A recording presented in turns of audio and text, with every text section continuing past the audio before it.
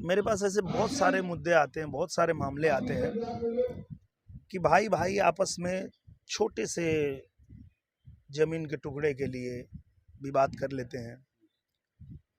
वो दुनिया के पास अपनी बात कहना उचित समझते हैं, पर आपस में बात करना उचित नहीं समझते हैं। इसमें राजनीति करनी भी नहीं चाहिए।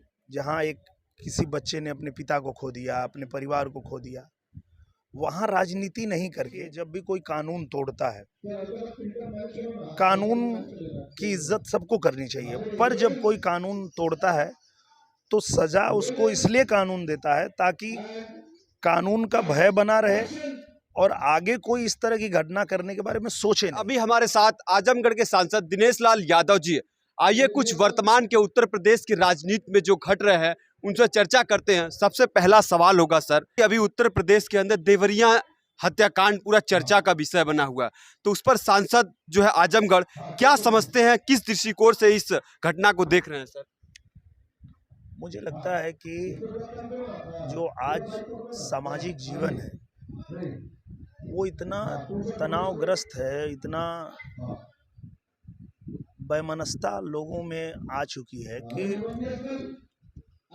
मेरे पास ऐसे बहुत सारे मुद्दे आते हैं, बहुत सारे मामले आते हैं कि भाई भाई आपस में छोटे से ज़मीन के टुकड़े के लिए विवाद कर लेते हैं। वो दुनिया के पास अपनी बात कहना उचित समझते हैं, पर आपस में बात करना उचित नहीं समझते हैं।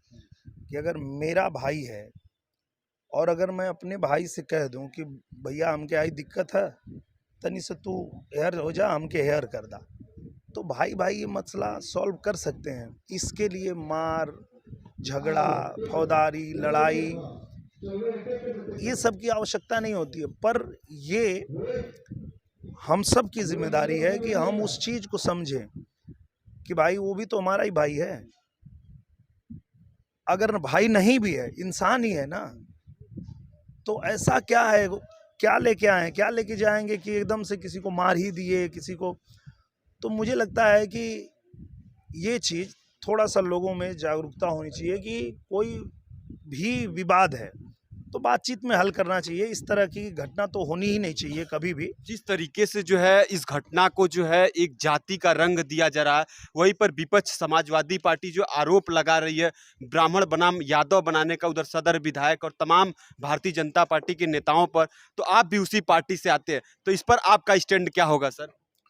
मुझे लगता है कि इसमें किसी कोई पार्टी का बात नहीं, ये समाज की बात है, सामाजिकता की बात है और इसमें राजनीति करनी भी नहीं चाहिए।